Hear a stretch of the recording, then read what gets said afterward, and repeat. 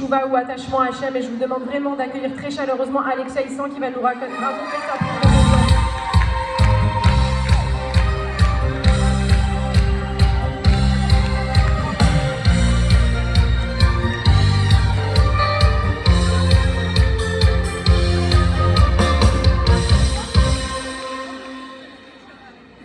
Bonsoir.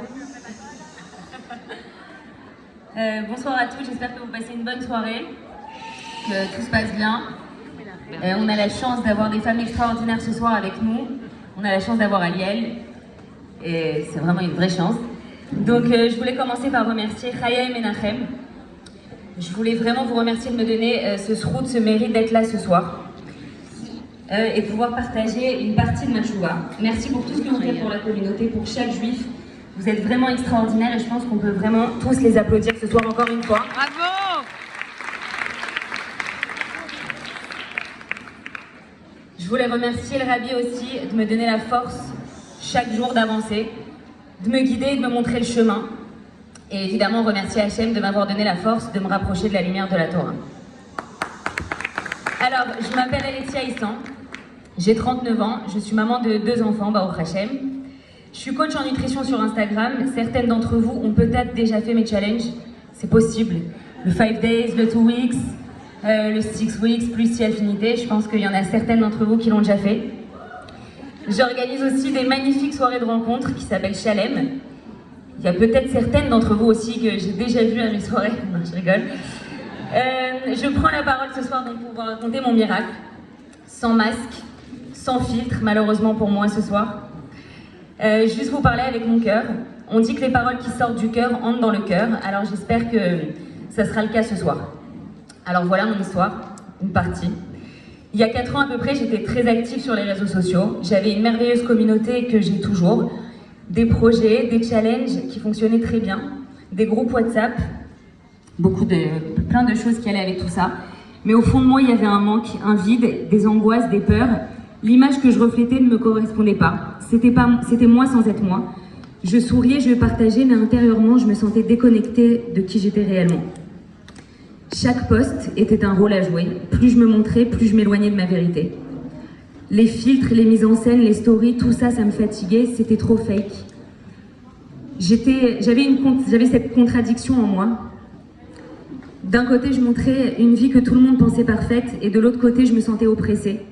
Comme si je me noyais dans quelque chose qui ne me représentait plus. J'étais prisonnière de cette version de moi-même que j'avais construite pour plaire aux autres, mais pas à moi. Et comme je suis un peu claustro, certaines le savent, j'ai dû trouver une solution rapidement. Chaque jour, je me demandais, c'est ça ma vie? Une image, un physique, des photos bien cadrées, des likes, des commentaires. Tout ça, c'était creux, c'était vide. C'était vide de sens, ça me créait des angoisses, des peurs, des doutes. J'avais peur de ne plus savoir qui j'étais dans tout ça. Je recherchais le bonheur, je lui courais après, mais faut croire que je courais au mauvais endroit. J'étais essoufflée de courir. Courir après quoi? Courir après qui? Tu cours après la matérialité, tu ne vois pas tes enfants, tu n'as même pas le temps de remercier Hachem dans cette course, t'as le temps de rien, tu te reconnais dans les chansons d'Amel Bent, mais c'est pas ça un juif, c'est pas de courir envers et contre tout. À l'affût de rien. C'est de prendre le temps de s'intéresser à une âme, de l'élever, de prendre le temps de regarder tes enfants dans les yeux, de partager des moments avec eux, des moments que tu ne pourras plus jamais récupérer parce que ça grandit vite, parce que le temps passe et parce que tu es encore en train de courir. Tu t'intéresses qu'à ta vie, tu partages rien avec personne et tu cours encore et encore jusqu'à l'épuisement, jusqu'à te demander qu'est-ce que tu as fait, pourquoi tu n'arrives pas à te remplir, pourquoi ce bonheur il t'échappe. Excusez-moi.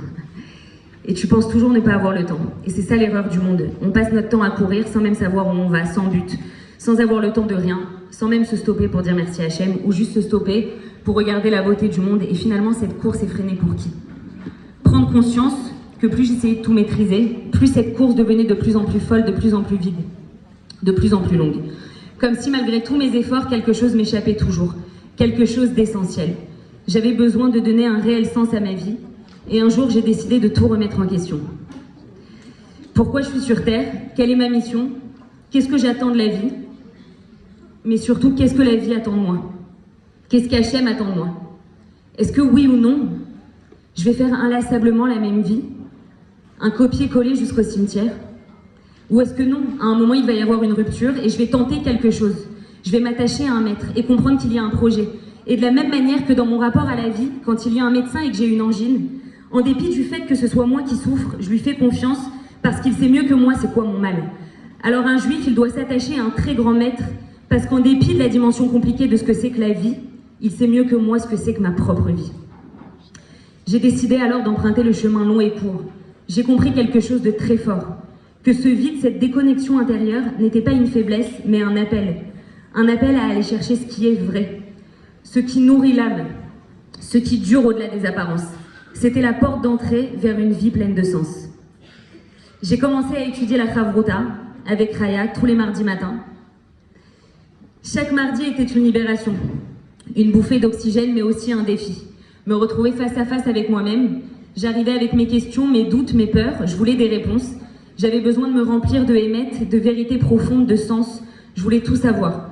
Le libre arbitre, la peur, la raison des souffrances, le mauvais œil, la mission d'une âme dans ce monde. J'étais avide de chaque mot, de chaque enseignement. Je te répétais tout le temps, Raya, apprends-moi tout ce que tu sais. J'avais ce besoin d'être libérée. Ma neshama était assoiffée. Elle me poussait à chercher, à creuser, à évoluer. Elle avait besoin d'être apaisée, d'être reconnectée à sa source. J'avais ce besoin de me réveiller le matin avec un but clair, avec une raison d'exister qui soit plus grande que moi. Je voulais ressentir cette connexion avec mon Créateur, parce que ce moment où je ressens Hachem dans ma vie de manière si forte, si puissante, tout s'efface autour de moi. Quand je touche ce point, quand je ressens cette proximité avec lui, il n'y a rien ni personne qui peut me déstabiliser. C'est là que je me sens légère, que je me sens vivante, que je me sens réellement moi. C'est là que je le touche, ce bonheur, que je l'embrasse, que je me sens pousser des ailes. J'ai une force intérieure qui s'éveille en moi, une certitude qui dépasse la logique. Gam qui est beget selmavet lo irara qui ata, il m'a dit. Même si je marche dans la sombre vallée de la mort, je n'aurai pas peur, car tu es avec moi. Je sais que tu es à mes côtés, Hachem. Je sais que tu es avec moi. Quand je souffre, tu souffres avec moi. Quand je pleure, tu essuies mes larmes. Quand j'attends, tu attends avec moi. Je ne suis jamais seule. Même dans mes moments de doute, tu tiens ma main. Quand tu es attaché à Hachem, tu vis avec cette conscience divine au quotidien, tu n'as plus peur. Les mitzvot t'apportent cette conscience et cette connexion. Alors j'ai commencé à avancer, Baruch Hachem, à aller au mikvé. J'ai commencé à aller au mikvé parce qu'il y a une femme dans cette salle qui voulait avoir un bébé. Et j'ai pris sur moi, alors que j'étais très très loin de tout ça, j'ai pris sur moi d'aller me tremper au mikvé pour elle. Et si elle est dans cette salle, elle se reconnaîtra. Et je sais qu'elle est là, je l'ai vue d'ailleurs. Donc j'ai commencé à aller au mikvé, j'ai commencé à faire Shabbat, à manger kasher. Je sais que manger kasher pour une fille qui à la base fait des programmes de minceur, dans tous les restaurants kasher, on va dire que c'est un petit peu compliqué, mais au Hachem on trouve, il y a de quoi faire. À changer toute ma vaisselle, c'est vrai que ça a l'air d'être un monde comme ça, ce que je vous dis, et même de changer sa vaisselle, mais quelque part ça dure qu'une après-midi.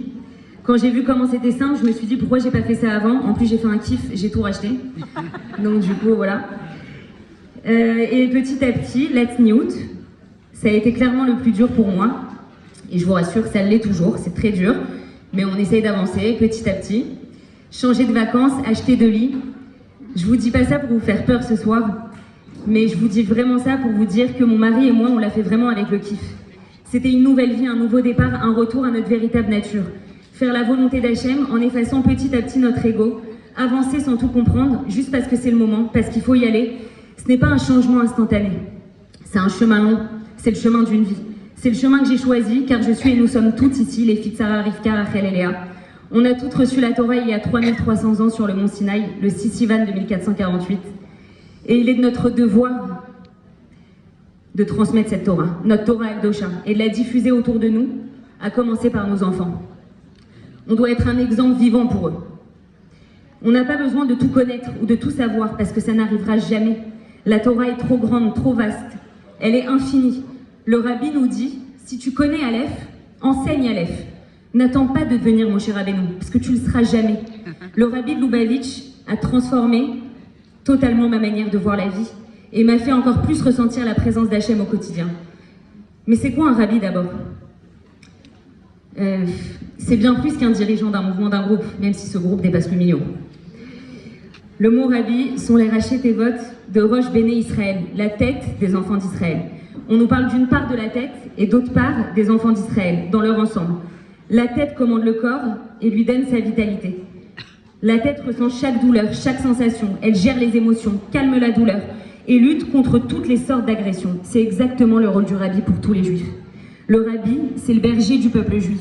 Il a un amour débordant pour chaque juif, quelle que soit son appartenance, son niveau de pratique de Torah et de mitzvot. Et cela, que ce soit un homme, une femme ou un enfant. Il est là pour nous aider à surmonter nos épreuves, pour nous élever dans la doucha et nous rapprocher d'Hachem. C'est le maître de notre génération. Ses enseignements me guident et me permettent de voir chaque moment comme une chance d'élever le monde. Je suis en mission sur Terre. Hachem ne m'a pas envoyé ici sans raison. Comment je peux élever l'endroit où je vais, les personnes que je rencontre? Comment je peux les guider vers une mitzvah, les aider à faire un pas vers Hachem? Même ma manière d'aller au restaurant a changé. J'y vais plus pour profiter d'un cadre agréable ou de discussions futiles ou encore de bons petits plats. J'y vais en mission, en shlichut, en émissaire du rabbi, en shloucha. Je sors de ma zone de confort, comme je le fais avec vous ce soir. Parce que Merci les filles. Parce que sachez que chaque action, même la plus petite, a le pouvoir de transformer le monde. Le rabbi m'a appris que je n'étais pas là pour tout comprendre, que la Torah me transcende et me dépasse à la fois, mais que chaque moment, chaque endroit, chaque rencontre est une opportunité d'apporter de la lumière dans ce monde et d'amener la Géoula et Mashiach, si Dieu veut, très très vite. Amen.